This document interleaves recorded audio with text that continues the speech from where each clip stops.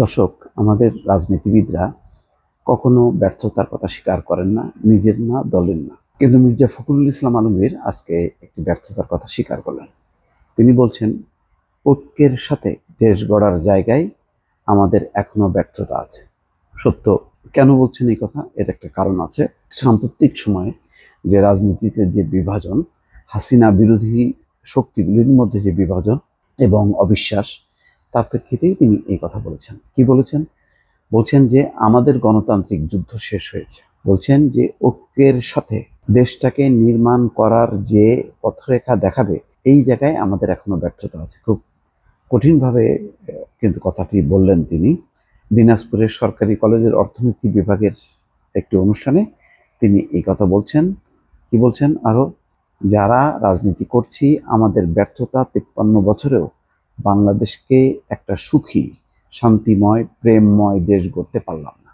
আমরা রাজনীতি নিয়ে সংকীর্ণতায় ভুগি এবং নৈতিকতার সর্বনিম্ন পর্যায়ে চলে গেছি। খুবই কঠিন কথা, এবং এ ধরনের স্বীকারোক্তি সাধারণত কেউ বলেন না। তিনি বলছেন, আমরা যে গর্বিত জাতি, কিছুদিন আগেও সেটা বলতে পারিনি। এখন আবার সেই আশা জেগে উঠেছে। আমরা একটা স্বপ্ন দেখতে শুরু করেছি। সত্যিকার অর্থে স্বাধীনতার ঘোষক জিয়াউর রহমান যে স্বপ্ন দেখেছিলেন, সুখী, সুন্দর, প্রেমময়, গণতান্ত্রিক, সমৃদ্ধ বাংলাদেশ নির্মাণ করার, আমরা সেই চেষ্টা করছি। আমাদের গণতান্ত্রিক যুদ্ধ শেষ হয়েছে, কিন্তু ঐক্যের সাথে দেশটাকে নির্মাণ করার যে পথরেখা দেখাবে, এই জায়গায় আমাদের এখনো ব্যর্থতা আছে। বিএনপির মহাসচিব বলছেন, আমরা গণতন্ত্রের কথা বলি, কিন্তু গণতন্ত্রের চর্চা করি না। 15 বছর ভোট দিতে পারিনি।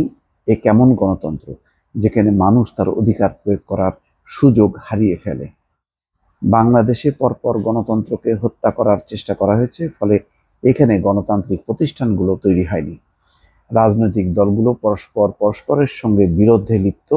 যদি সহনশীলতার মধ্য দিয়ে গণতন্ত্র চর্চা করে এগিয়ে নিয়ে যেতে পারি, তাহলে সত্যিকার গণতন্ত্র লাভ হবে। আমরা অধিকার অর্জন করতে পারবো। দেশে নতুন সম্ভাবনা দেখা দিয়েছে মন্তব্য করে মির্জা ফখরুল বলছেন, আজকে সুযোগ সৃষ্টি হয়েছে। আমাদের ছেলেরা, রাজনৈতিক কর্মীরা জীবন দিয়েছে, দীর্ঘদিন অস্বাভাবিক, অমানবিক নির্যাতন সহ্য করেছেন। আমাদের 800 নেতা কর্মীকে গুম করা হয়েছে, 60 লাখের অধিক নেতা কর্মীর বিরুদ্ধে মিথ্যা মামলা দেওয়া হয়েছে। 800 নেতা কর্মীকে গুম করা হয়েছে, মানে হিউজ নাম্বার। কি ভয়ঙ্কর অবস্থায় আমরা পার হয়েছি।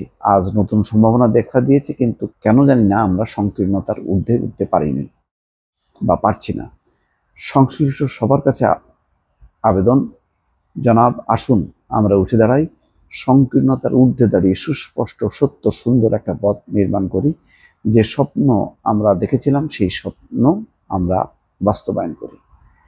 দর্শক, এই পুরো বক্তব্য আজকে মির্জা ফখরুল ইসলাম আলমগীর, আমি বলবো যে একটু ব্যতিক্রম ধর্মী, রাজনীতির বাইরে দেশ নিয়ে, জাতি নিয়ে, ভবিষ্যতের রূপরেখা নিয়ে কিন্তু একটু দার্শনিক স্টাইলের একটা বক্তব্য, এবং এইগুলি দরকার আছে।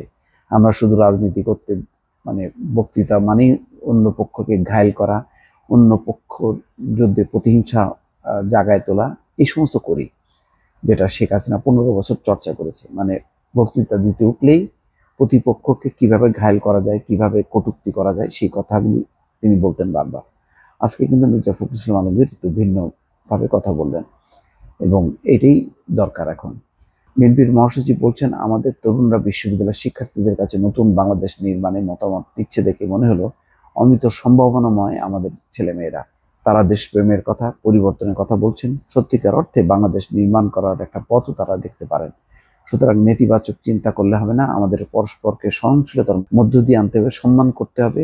আমি যে রাজনৈতিক চিন্তা করি না কেন, যদি দেশপ্রেম থাকে, দেশের প্রতি ভালোবাসা থাকে, তাহলে নিশ্চয়ই আজকে যে সুযোগ এসেছে, সেই সুযোগ যেন সদ্ব্যবহার আমরা করতে পারি।